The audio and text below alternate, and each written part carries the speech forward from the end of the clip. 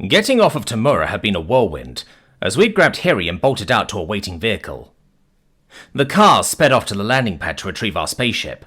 I wondered whether we should try to rescue more civilians. Back at the resort, Venaire had seemed distraught about leaving his family and panicked about being carried on foot at such high speeds. I felt a little bad for the chef, noticing that he was frantically texting again. It was already going to be a tight fit, but surely we could squeeze in a few more tiny birds. However, this wasn't the only craft on the planet, and I was in a bit of a hurry.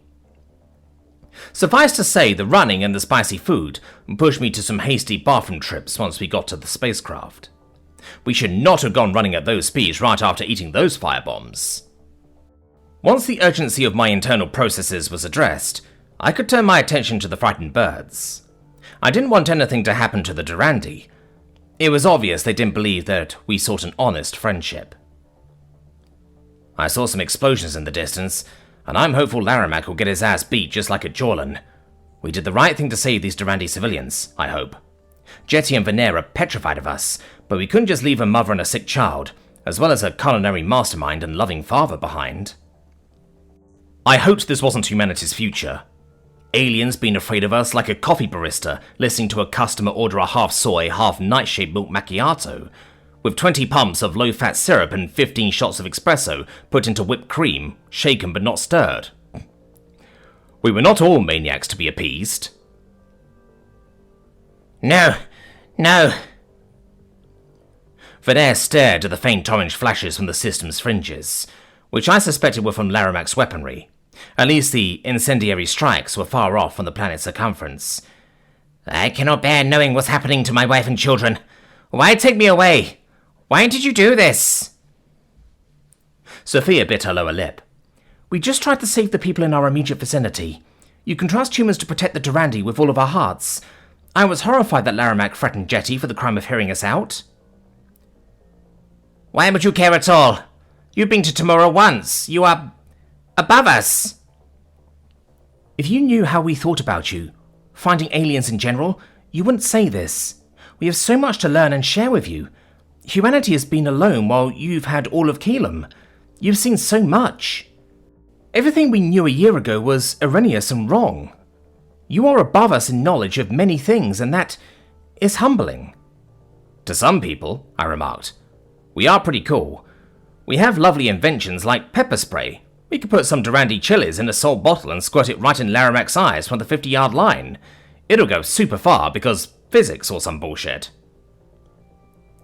Sophia rolled her eyes. I'm trying to reassure Venaire. I don't like this line of thinking. Us as superior beings. Superior to Mikri the Dunce? I mean, you're already smarter than the Tin Can, Venaire. I can't believe his cap got destroyed while we were running. You think this is the time for nonsense and jokes? The Durandi spat bitterly. When life is at its most silly and unfair, that's the perfect time to laugh in his face. To choose to be upbeat in spite of everything. And look, if we didn't care about the lives of an entire civilization on Tamura, we'd be sociopaths. I know we're friends with robots, but do we really come off as that robotic to you? No, but your bodies? Baked in a different oven. You get cooking metaphors.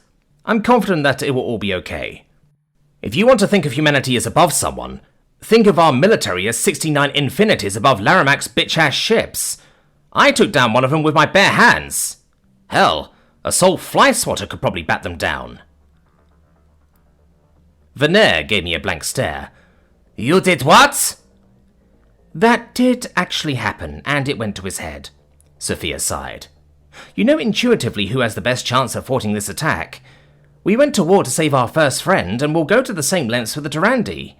There's no need to fear us. Believe that we've got you, and there's nothing to worry about for your loved ones. Channel positivity. Mikri often says shit like, it's illogical to hold a belief without any evidence to support it. I gestured with a thumb toward the android's seat, and noticed he was leaning back against the window, far enough that his mane was pressed to the pane. The inverse is true. You have plenty of evidence to support our power level and our concern for your welfare. Therefore, it's logical to believe Tamura is safe. You want to spit out arguments like an AI? Then why do we take off running from the planet? Because Ampero was just overly cautious, and wanted us out of harm's way because he feared what would happen if we died. Sophia answered for me. If any bombs did get through, the first targets are the government and anywhere they heard humans were. You'd have been in danger. There's nothing you or we could have done for your family, but your kids want Daddy to be safe, to come back to them. I nodded. Yeah, and you'll know everything we know once we get in touch with our people. You won't be left in the dark.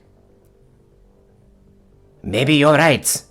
I've always been proud of my success, my cooking shows, living in a thriving democracy and rising to the top. I had everything I wanted, Vanessa said. My deepest fear isn't even what you dimension hoppers could do to us, but losing all of that. Without what I left behind on Tamura, I am nothing. Sophia fixed him with a stern look. You are the person who achieved all of that. Your skill spoke for itself at the banquet. You'll never be nothing.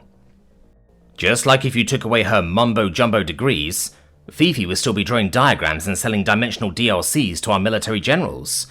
You can't fix terminal nerditis, I sighed, with a disapproving headshake. Even Mikri can't cure it. That's why he's not even researching it. I figured out how the portals work. You could acknowledge that's at least half as badass as you KOing that spaceship. But it's not. I noticed that Mikri was curling into a ball, wrapping his arms tightly around himself, and felt immediate worry.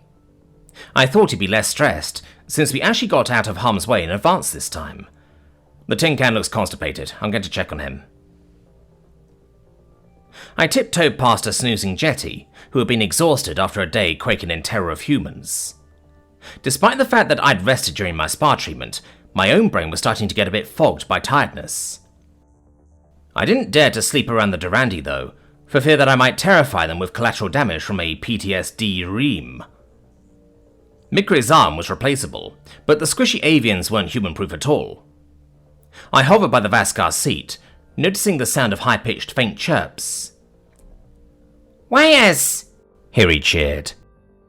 The child had noticed the hole in the Vascar's chassis, and was trying to peck the internal mechanisms. Maybe this would convince Mikri to abandon his symbolic gesture and get it fixed. I think I can fit in there. Let me. The android shot me a miserable look, much like the time when we'd forced him to dance on Kalka. Preston, help. The organic is exhibiting nesting behaviors. I do not see why humans have an aptitude for children when their behaviors qualify as a nuisance. You two make a nice pair. I couldn't help but giggle, seeing how paralyzed Mikri looked because of a Dandi chick. After the ice bucket incident, I was more than happy to let the android squirm. Simply put, Polycarp, kids are adorable. And get out to all kinds of mischief. Hey, Hiri, I have an idea. What's that? The Dandi child squawked. You should stand on his leg and jump up and down. That's how robots like to be greeted. Show Mikri you're excited to meet him. Okay. The Vascar whirred with distress and aggravation, as Hiri began bouncing like a kangaroo and flapping his wings excitedly, hitting Mikri's snout a couple of times. Make it stop, Preston. Please. Do anything to me but asking that I suffer like this. I will let you do anything to free me. Anything? Bet. I grinned with malice. You want me to give you a lap dance instead? What's that? I could do that. Hiri chirped. No you can't. It's a human-only thing.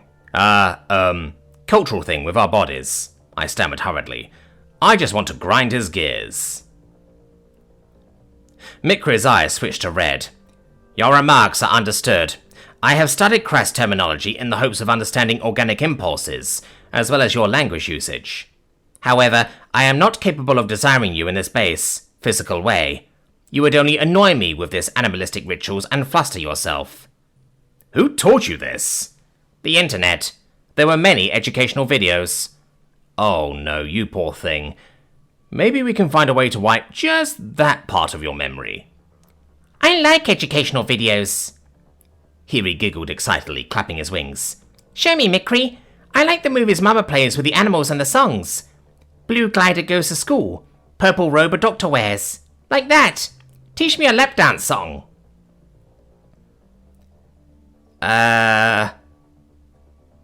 The nursery song rhymed in his language, but my cheeks were turning very red for other reasons. What happened when his mother heard him ask about this? Why don't you relax while I think of a good one? Hiri cuddled up next to Mikri, leaning his head against the android's side. Okay. I pressed a hand to my mouth. Psst, Sophia, help, code red. What's a greater emergency than what's going on with Tamura? The scientist sighed with exasperation. Mikri knew what a lap dance was without me explaining. Dear God, I hope this wasn't more research that he shared with the network. The Vascar did not respond. Humans are an anomaly. I seek to learn all facets about you so that I may reach an accurate scientific explanation of your behaviors. Not accounting for biological factors could lead to a critical oversight and subsequent miscalculation. We're lucky he still wants to be our friend, Thieves, I grumbled. At least he'll know if someone's flirting with him, or, not miss out on jokes. Maybe there's a silver lining. You are the one who said I needed to learn if I was going to be around humans. I do not see why you are upset. Mikri finally dared to uncurl his arms from around himself, and draped one around a mercifully snoozing Hiri. I hoped the child forgot all of this when he woke up. This topic seems much more provocative for you than me. I am amused. Perhaps I should raise it more often. No, Sophia and I said in unison. I waggled a threatening finger at the android. I'll report you to HR. Unsafe work environment. Bad, Mikri. The scientist scoffed. Preston, I bet there's a whole chapter in the Space Force's sensitivity training devoted exclusively to the things you say. Sure, as examples of the greatest human that everyone loved to work with. The way I talk is only part of my magnetism. I know you swoon every time I call you X chromosome. Yes, I'm all hot and bothered. No one's ever reduced me to my genetic information before. Only you. Not only him, Mikri said deviously. I have adopted the... I heard a fluttering of wings before Jetty tumbled out into the aisles in a panic. Hiri? Where's Hiri? Over here, I called out. The Dandi ambassador rushed over, horrified to see her son snuggling with the killer AI. It was delightful to me, in hindsight, to think that Hiri was curious about and unafraid of Mikri. My Vascar friend might have been put off by a child's enthusiasm, but I hoped he had noticed that factor. Organics didn't carry any natural hatred for androids. Our kids could accept them as something new and cool without a second thought. Jetty snatched her offspring away and scolded the chick. I studied the machine's reaction closely, wondering if he had any affinity for Hiri. Mikri was never taught basic things himself, so I'm sure he must see value in raising a child and caring for them. The tin can learned how to play games with us. If he saw value in spending time with Hiri, he could mess around with the adorable Dandi. Tell your mum about the wires and how nice Mikri is, I coaxed Hiri, quietly hoping to push him toward that line of conversation. It's weird that he walks around with a hole in his chest, right? I've tried to tell him. The Dandi child giggled. Yeah, I wanted to look around inside. I wonder what I'd look like with a hole in my chest. It feels like I have one all the time. Let's not try to rip yourself open, Jetty croaked. The machines do not think the same as we do, Hiri. It's dangerous to bother them. They don't like most organics and could hurt you for any reason. You have to listen to me. Mikri wouldn't hurt me, Mama. He's funny and nice. I can see it. Jetty didn't slow down in her efforts to whisk her son away. Hadn't she been the one telling Ampero that Mikri was friendly? Wherever Hiri was involved, the ambassador became overprotective, and desperate to keep him away from any unpredictable creatures. The android stared at the spot where Hiri had been, moving his paw absently and frowning. I nudged the Vascar with an elbow. Hey, come on, Mikri. Tell me you don't think Hiri's a little cute. The Dandi child appears to have few inhibitions and a very limited understanding of the world around him. I have not decided how to feel. I prefer communication on an intellectual level, the goofy tin can decided. But he loved you, Mikri. Don't you appreciate the innocence? Not jaded by any biases? That acceptance and curiosity, it's only with the kiddos. So vulnerable, but with hearts of lions. They soak up information like sponges. I liked that Harry did not hate me, if that is what you are asking. I can appreciate the fact that he is happy in spite of his degenerative lung condition, which causes much suffering, and for many organics would overwhelm their enthusiasm. Degenerative lung condition? Wait, how do you know what's wrong with Harry? Cress lung appears similar to a human disease called cystic fibrosis. As for how I'm aware, I tapped into the Durandi's public databases to run checks on all persons in the resort with us, to ensure they were not a threat to you. I wished to protect you. Sophia's eyebrows arched with alarm. Mikri, you can't do that with every person we meet. I know your intentions are good, but there are boundaries about things people wish to share. To violate the expectation of privacy is a breach of trust. If you need an example, think about how I reacted when Jetty told everyone about Laramac's torture. It can be hurtful to people to have their worst secrets outed or broadcast, I added. Mikri folded his arms. Organics do background checks to ensure the safety of important people. You are important people to me. What I checked is not private. It is in government records. I know better than to share any serious incidents. What they want shared and what you think is okay might be different. Remember about respecting people's wishes, not deciding for them? Fine. I will not state any more of my findings. They, and you, will never know. Not the lesson we wanted Mikri to learn. What I meant is that I do feel sorry for Harry. It is sad to see organics in pain, who have done nothing to deserve it. I agree. You know how you're studying human diseases to find a cure? If you can prioritize one that's close to my heart, why don't you look at cress lung? It would mean a lot to me to see Harry have a better quality of life. The android emitted a quiet beep. I will do what I can to fix this factory defect. I would do anything just to see you smile, Preston. I wish for you to be happy. You make me happy, Mikri. Always.